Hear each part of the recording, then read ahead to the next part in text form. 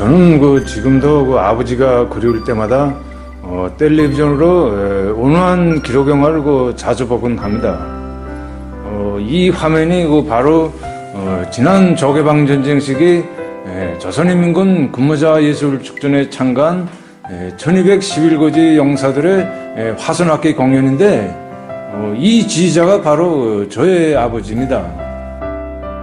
전라남도 광주 태생인 저희 아버지는 18살 나이에 혈혈단신으로 공화국의 품에 안긴 우영군 출신입니다. 해방 후 남조선에 기어든 미제 군정 통치 아래 저희 아버지는 배움의 열망과 미래에 대한 희망마저 빼앗겼다고 합니다. 이 땅의 주인은 과연 누구인가 하는 민족적 우분을 금치 못하던 아버지는 늘 평범한 노동자 농민의 자식들이 모두가 마음껏 배우고 있는 우리 공화국을 마음속으로 동경했다고 합니다. 하계의 아버지는 인민군대에 의해 고향이 해방되자 분연히 우영군으로 입대했던 것입니다.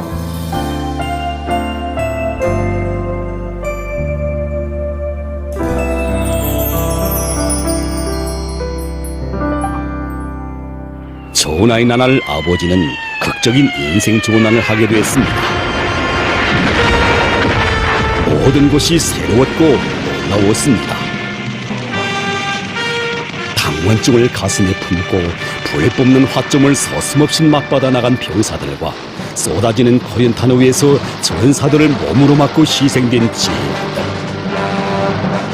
희생된 전우들에게서 넘겨받은 공화국기를 승리한 고지후에 휘날릴 때 아버지는 조국이 얼마나 귀중한가를 절감했다고 합니다. 지금도 많은 사람들이 1211고지 하면 가열을 처절한 진지방어전과 함께 세상에 없는 화순악기 생각부터 떠올리게 될 것입니다. 생사를 가늠할 수 없는 포화 속에서도 비관을 모른 낙천가들, 그들 속에는 공화국의 품에 안겨 이처럼 몰라보게 성장한 저의 아버지도 있었습니다. 1953년 화선전사들의 이 공연을 몸소 보아주신 위대한 수령님께서는 아버지의 남다른 재능도 헤아려 보시고 재간동이라고 잘 키우자고 하시며 저희 아버지를 외국에 유학 보내도록 조치를 취해 주셨습니다. 지난날 서른 많은 고학을 하느라 골목길을 헤매지 않으면 안 되었던 저희 아버지는 이렇게 나라의 운덕으로 외국 유학까지 하게 되었습니다. 꿈에도 생각해 본 적 없는 일이었습니다.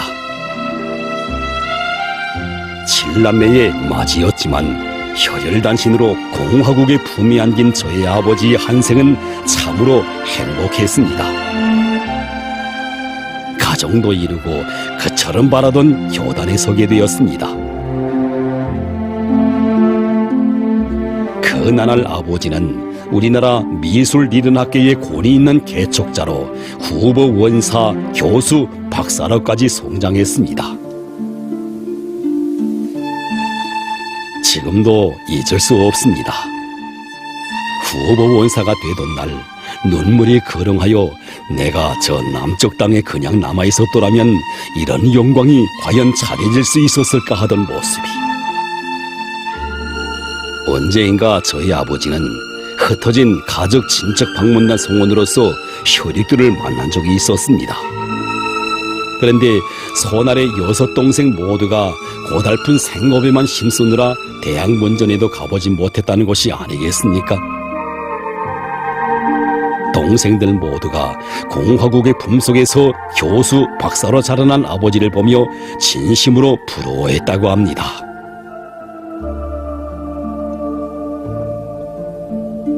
언젠가 위대한 수령님께서는 텔레비전 화면에 나오는 저희 아버지의 수척한 모습을 보시고 유능한 의료 일꾼들을 보여 병을 고쳐주시는 크나큰 운정을 베풀어 주셨습니다. 하계 아버지는 생전에 늘 고마운 사회주의 품이 있어 나는 세상에 복이라는 복은 다 누리고 살았다고 이야기하곤 하였습니다.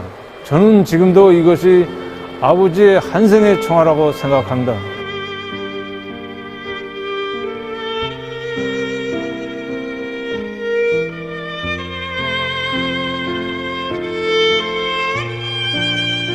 이런 가정에서 태어난 저의 어린 시절은 무척 행복했습니다.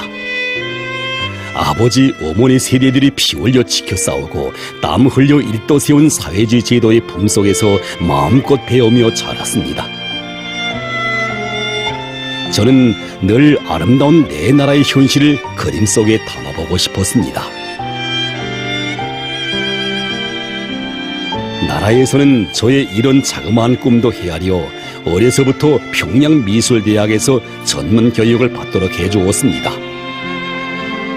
그리고 세계적인 미술 창작 기지인 만수대 창작사에서 마음껏 재능을 꽃피우도록 해주었습니다. 행복한 나날이나 시련의 나날이나 조국은 나에게 있어서 너무도 소중한 것이었습니다. 제국주의 연합 세력의 그처럼 악랄한 제재 책동 속에서도 끄떡없는 내 조국의 모습은 항상 나에게 깊은 창작적 영감을 안겨주었습니다. 그 모습은 분명 근엄한 호랑이의 일용이었습니다.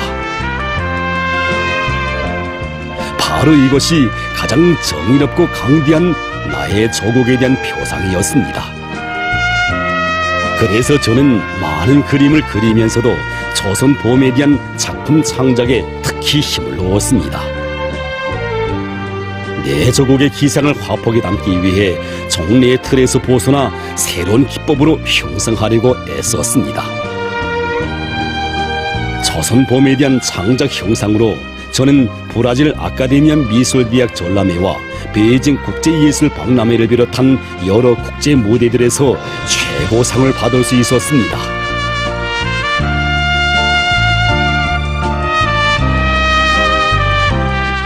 위대한 장모님께서는 지난 시기 유화의 기법적 특성을 잘 살리지 못한 저희들의 작품들을 보아주시고 유화를 여러 가지 형식과 방법으로 형상할 때에 대해서 하나하나 일깨워주시면서 걸음걸음 성장의 길로 손잡아 이끌어 주셨습니다. 그래서 이 작품이 제가 위대한 장모님의 교실을 받아 안고 들끓는 현실 속에 들어가 새로 창작한 이유와 또 한 자절을 끝내고입니다. 그래서 저는 이 작품에서 겉은 소박해 보이나 뜨거운 마음을 지닌 영웅들의 진정, 조국에 대한 열렬한 사랑을 담아보려고 애썼습니다. 그런데 저의 이 미숙한 작품이 위대한 장모님의 과분한 평가를 받을 줄 저는 꿈에도 생각하지 못했습니다. 만술의 창작사에 대한 현지 지도의 그날 저의 그림도 몸소 보아주신 위대한 장군님께서는 유화의 기법상 특징을 잘 살려 그렸다는 과분한 평가를 안겨주시었습니다. 정말 온 우주를 바라는 것만 같았습니다. 사실 저의 재능이 뛰어나거나 남달라서이겠습니까? 평범한 사람들 모두의 재능을 꽃피워주고 세상에 보란듯이 내세워주는 품, 바로 그 품이 있어 저의 성장도 있는 것입니다.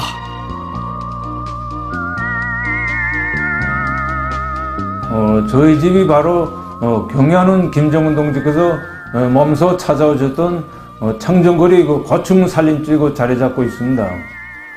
그래서 나라에서는 평범한 미술가에 불과한 우리 가정에도 이렇게 큰 집을 안겨주었습니다.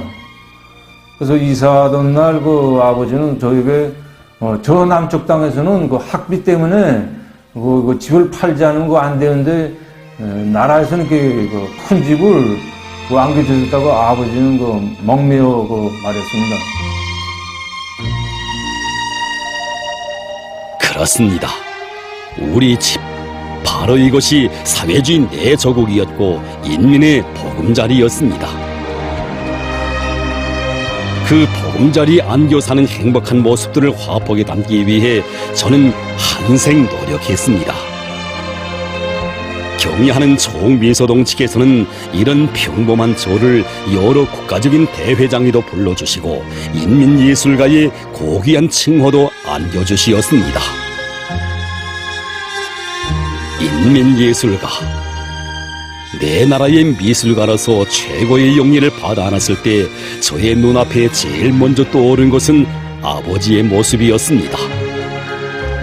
어렸을 때 철없는 제가 예방주사를 안 맞겠다고 떼질 쓰는 것을 보면서도 내가 얼마나 좋은 제도에서 사는지 알고 있는가고 눈물이 그렁해했던 아버지.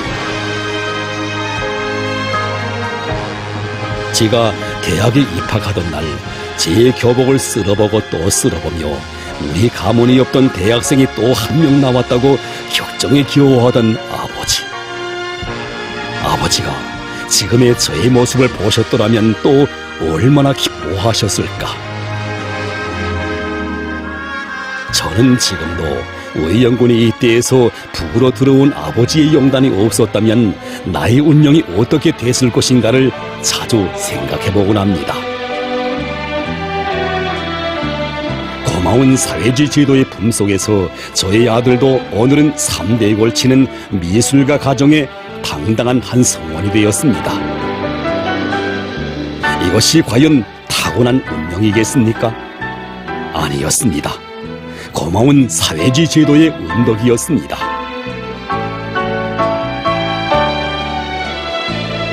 이것은 우리 가정만이 아니라 지난 조국해방 전쟁 시기 공화국의 품에 안긴 의영군 병사들과 그 후손들 모두가 누리는 행복이라고 저는 생각합니다.